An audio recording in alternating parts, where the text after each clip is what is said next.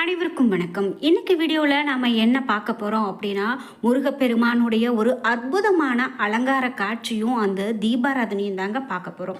பொதுவாகவே முருகப்பெருமானுக்கு ராஜ அலங்காரம் செய்து அந்த தீபாராதனை காட்டும்போது அது கண்குளிர காட்சியாக இருக்கும் நம்ம பார்க்கறதுக்கு அப்படின்னு சொல்லலாம். நாம் இப்போ இந்த வீடியோ காட்சியில் பார்த்தது வைர அலங்கார காட்சி. இதனுடைய வீடியோ தொடர்ந்து நீங்கள் பார்த்துட்டு வாங்க, வீடியோவில் இணைச்சிருக்கேன். அதாவது இந்த வீடியோவில் முருகப்பெருமான் சிரித்தவாறு இருக்கிறாரு அப்படின்னு சொல்றாங்க. அதாவது இந்த தீபாராதனையின் போது முருகப்பெருமான் சிரித்தார் அப்படின்னு சொல்லக்கூடிய காட்சியானது இப்போ இணையதளங்கள்ல ரொம்பவே வைரலா போயிட்டு இருக்கு அப்படின்னு சொல்லலாம். குறிப்பா பாத்தீங்கன்னா திருச்செந்தூர் முருகன் கோவில்ல ராஜ அலங்காரம், தோரண அலங்காரம், சிறப்பு அலங்காரம் அப்படின்னு முருகனுக்கு அலங்காரம் செய்வது ரொம்ப ரொம்ப சிறப்பா இருக்குங்க. அதுல குறிப்பிட்டு திருவிழாவின் போது முருகப்பெருமான் சிறப்பு அலங்காரத்துல காட்சி கொடுப்பாரு. அதில் ராஜ அலங்காரத்தில் திருச்செந்தூர் முருகப்பெருமான் ரொம்ப அழகாக காட்சி கொடுப்பாரு. ராஜ அலங்காரத்தில் அவரை பார்க்கறதுக்கு நமக்கு கண்கொள்ளா காட்சியாக இருக்கும் அப்படின்னு சொல்லலாம். அந்த மாதிரியான ஒரு வீடியோ காட்சியை நம்ம தொடர்ந்து பார்க்கலாம். உங்களுக்கு முருகப்பெருமான் பிடிக்கும் அப்படின்னா வீடியோக்கு ஒரு லைக் பண்ணிவிட்டு திருச்செந்தூர் சுப்பிரமணியருக்கு அரோகரா என்ற வாசகத்தை பதிவிட்டுட்டு வீடியோவை தொடர்ந்து பாருங்கள். இன்னும் நிறைய சுவாரஸ்யமான தகவல்கள் இருக்குது. நீங்கள் சமீபத்தில் திருச்செந்தூருக்கு போயிருக்கீங்க அப்படின்னா உங்களுடைய கருத்துக்களை கமெண்ட் பாக்ஸில் பதிவிடுங்க. அறுபடை வீடுகளில் நான் இந்த படை வீட்டுக்கு இன்னும் போகலை அப்படின்னு சொன்னீங்கன்னா இப்போவே நீங்கள் வேண்டிக் கொள்ளுங்கள். இந்த வீடியோவில் கமெண்ட் பாக்ஸில் அது எந்த படை வீட்டுக்கு நீங்கள் போகலைன்னு சொல்லுங்கள்.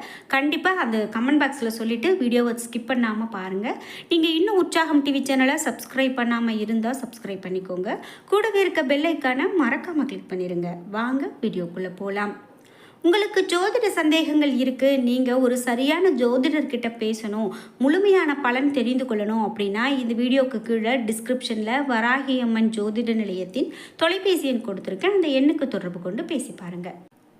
நாம் இப்போது பார்த்துட்டு இருக்கக்கூடிய இந்த வீடியோ காட்சியில் திருச்செந்தூர் முருகப்பெருமானுக்கு காட்டப்படக்கூடிய அந்த தீபாராதனையை தாங்க பார்த்துட்ருக்கோம்.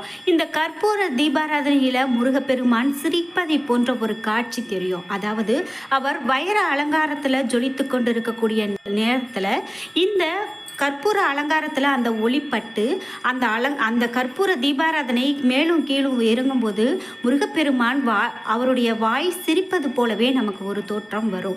இதுதான் முருகப்பெருமான் அந்த தீபாராதனையில் சிரிக்கிறார் என்ற ஒரு தகவலும் சொல்லப்படுது.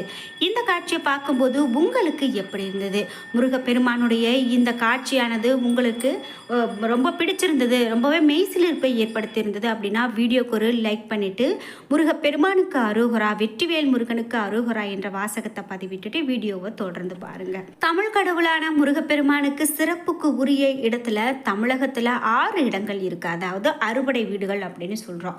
திருப்பரங்குன்றம், திருச்செந்தூர், பழனி, சுவாமிமலை, பழமுதிர்ச்சோலை இவையெல்லாம் நம்ம சொல்றோம். இதுல குறிப்பிட்டு இந்த திருச்செந்தூர் அப்படின்னு பார்த்தீங்கன்னா ஒரு தனி சிறப்பு. ஏன் அப்படின்னா கடற்கரையில் அமைந்திருக்கக்கூடிய இந்த கோவிலானது ஏராளமான பக்தர்கள் நாள்தோறும் வரக்கூடிய கோவில் அப்படின்னு சொல்லலாம். இந்த அறுபடை வீடுகளில் 5 மலைப்பகுதியிலும் திருச்செந்தூர் கோவில் மட்டும் கடற்கரையிலும் அமைந்திருக்கிறதே ஒரு மிக பெரும் சிறப்புங்க. திருச்செந்தூர் முருகப்பெருமான் கோவில் பற்றி இன்னைக்கும் பலரும் அறிந்திராத நிறைய தகவல்கள் நாம் இப்போ இந்த வீடியோவில் பார்க்க போகிறோம். படையெடுத்து செல்லக்கூடிய படை வீரர்கள் தங்கும் இடம்தான் படை வீடு அப்படின்னு சொல்லுவாங்க. அதன்படி சூரபத்மன் வதம் செய்வதற்காக தளபதி வீரபாகு உள்ளிட்ட படை வீரர்கள் தங்கி இருந்த இடம்தான் இந்த திருச்செந்தூர் சுப்பிரமணிய சுவாமி கோவில். சூரபத்மன் என்ற அரக்கனை ஐப்பசி மாதம் வளர்பிறை சஷ்டி அன்னைக்கு தான் வைரவேல் கொண்டு வதை செய்தார் என்பதும் சொல்லப்படுது. இந்த நாளை தான் நம்ம கந்த சஷ்டி விழா, அதாவது சூர சம்ஹாரம் என விமர்சையாக கொண்டாடுறோம். சூரபத்மனை வெற்றி கொண்டதால இங்கே கோவில் கொண்ட முருகப்பெருமான் ஜெயந்திநாதர் என்று விளக்கப்பட்டதாகவும் சொல்லப்படுது. அது மட்டும் இல்லாமல் பின்னால் அது மருவி செந்தில்நாதர் என்று மருவியதாகவும், அதே போலவே இந்த ஊரும் திருசெயந்திபுரம் என்பதில் இருந்து திருச்செந்தூர் என்று மாறியதாகவும் சொல்லப்படுதுங்க. நீங்கள் சமீபத்தில் இந்த கோவிலுக்கு போயிருக்கீங்க அப்படின்னா மறக்காமல் உங்களுடைய கருத்துக்களை கமெண்ட் பாக்ஸில் பதிவிடுங்க. மேலும் உங்களுக்கும் திருச்செந்தூர் முருகப்பெருமான் பற்றிய சுவாரஸ்யமான தகவல்கள் தெரியும் அப்படின்னாலும் கமெண்ட் பாக்ஸில் பதிவிடுங்க. சிலப்பதிகார குறிப்புகளின்படி இந்த கோவில் அப்படின்னு பார்த்தீங்கன்னா 2000 ஆண்டுகள் பழமையானதாக சொல்லப்படுது. இந்த இடம் முன்னர் திருசீரலைவாய் என்று அழைக்கப்பட்டதாகவும் சொல்கிறாங்க. இந்த கோவிலுடைய அமைப்பு அப்படின்னு பார்த்தீங்கன்னா, முன்னுரையில் நம்ம பார்த்தது போலவே அறுபடை வீடுகளில் மலை மீது அமைந்திராத ஒரு கோவில் இந்த கோவில். இந்த திருச்செந்தூர் கோவிலினுடைய ராஜகோபுரம் 9 அடுக்குகளை கொண்டு 150 அடி உயரம் கொண்டு இருக்கிறதா அமைக்கப்பட்டிருக்குங்க. இந்த கோவில் இடது கையில் தாமரை மற்றும் ஜடாமுடியோடு சிவயோகி போல இவர் காட்சி கொடுப்பார். முருகனினுடைய பின்புறம் இடது சுவற்றில் முருகன் பூஜை செய்ததாக சொல்லப்படும் லிங்கம் ஒன்று இருக்கும். அதற்கு முதல்ல பூஜை செய்த பிறகுதான் முருகனுக்கு பூஜை செய்வாங்க. சரி, சூரனை வதைத்த முருகன் 4 கைகளோடு சிவ பூஜை செய்து ஜடாமுடியோடு தவக்கோலத்தில் இருக்கிறாரு. அவருடைய தவத்தை கலைத்து விடக்கூடாது என்பதற்காக அவருக்கு தனி பிரகாரம் கிடையாது. கூடாது என்பதற்காக அவருக்கென்று தனி பிரகாரம் இல்லை. மூலவர் தெற்கு நோக்கி இருக்கிறாரு. சரி, கந்த சஷ்டி விழாவின் போது கடைசி நாளில் தங்களுடைய ஊர் பெண் தெய்வானையை திருமணம் செய்ததாகவும், போர் முடிந்து முருகனுடைய உக்கிரத்தை குறைக்கும் விதமாக முருகன் மீது பக்தர்கள் மஞ்சள் நீர் ஊற்றி விளையாடுகிறாங்க என்றும் கூட சொல்லப்படுதுங்க. திருச்செந்தூரில் கந்த சஷ்டி விழா என்று பார்த்தீங்கன்னா வெகு விமர்சையாக நடக்கும். இன்றைக்கி ஆயிரக்கணக்கான பக்தர்கள் மட்டும் இல்லாமல் லட்சக்கணக்கான பக்தர்கள் ஒரு இடத்துல கூடுறாங்க அப்படின்னா அதில் முக்கியமாக இந்த திருச்செந்தூர் கடற்கரையும் ஒன்று. கந்த சஷ்டி விழாவின் போது அப்படி ஏராளமான பக்தர்கள் விரதம் இருந்து வழிபாடு செய்வாங்க. முருகப்பெருமானை காண்பதற்காக வருவாங்க. சில முனிவர்கள் உலக நலன்களை காக்க ஒரு புத்திரன் வேண்டும் அப்படின்னு கருதி ஐப்பசி மாத அமாவாசை என்று தொடங்கி 6 நாட்கள் யாகம் நடத்தியிருக்காங்க.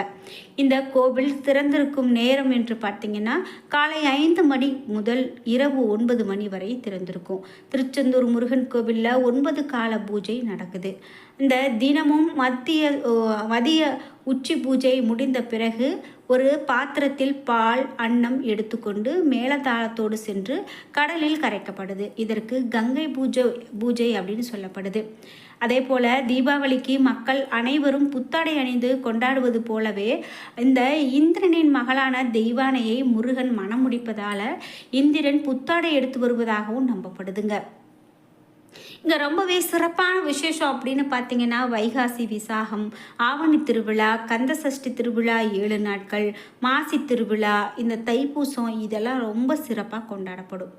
முக்கியமாக நான் திருச்செந்தூர் வந்தால் எனக்கு என்ன கிடைக்கும் அப்படின்னு கேட்கக்கூடியவங்களுக்கு, குழந்தை வரம் இல்லை அப்படின்னு இயங்கக்கூடிய பக்தர்களுக்கு கண்டிப்பாக குழந்தை வரத்தை பெற்றுத்தரக்கூடிய ஒரு கடவுளாக இந்த முருகப்பெருமான் இருக்கிறாரு அப்படின்னு சொன்னால் அது மிகையாகாது. வைகாசி விசாகத்தின் போது கடுமையாக நோன்பு வைத்து காவடி, பால்குடம், அபிஷேகம் இவை எல்லாமே நாம் இறைவனுக்கு படைக்கிறாங்க. தங்கத்தேர் ஊர்வலம், சந்தன காப்பு அபிஷேகங்கள் செய்து வராங்க. பக்தியுடன் முருகப்பெருமான அபிஷேகம் செய்து வணங்குவதன் மூலமாக தங்களுடைய மனக்கவலைகளில் இருந்து விடுபட முடியும் என்று நம்புகிறாங்க. கந்த சஷ்டி விரதம் இருக்கிறதால திருமணமாகாதவர்கள் திருமண பாக்கியமும் மற்றும் குழந்தை இல்லாதவர்கள் அருள்மிகு சுப்பிரமணிய சுவாமியின் கிருபையால் குழந்தை பேறு பெறுகிறாங்க என்றும் நம்பப்படுது. முக்கியமாக இந்த திருச்செந்தூர் அப்படின்னு எடுத்துக்கிட்டாவே தவிர்க்க முடியாத ஒன்று நாழிக்கிணறு. நாழிக்கிணற்றுக்கும் சூரசம்ஹாரத்துக்கும் கூட ஒரு தொடர்பு இருக்குது அப்படின்னு சொல்கிறாங்க. இந்த சூரசம்ஹாரம் முடிந்த பிறகு முருகன் தன்னுடைய கோபத்தை தணிக்க தன்னுடைய வேளால் வேகமாக தரையை குத்த பீரிட்டு வந்த அந்த நீர் தான் நாழிக்கிணறு அப்படின்னு சொல்கிறாங்க. சூரபத்மனுடனான போரின் போது திருச்செந்தூரில் முகாமிட்டு தங்கியிருந்த போர் வீரர்கள் தாகத்தை தீர்ப்பதற்காக முருகன் தன்னுடைய வேளால் இந்த கிணறை உருவாக்கினார் என்று சொல்கிறாங்க.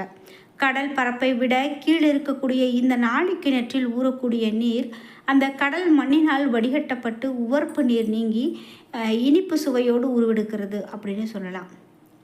திருச்செந்தூர் முருகன் கோவிலில் முன்பதிவு என்னும் இணையதளத்துக்கு சென்று நாம் எதுனாலும் புக்கிங் பண்ணிக்கலாம்.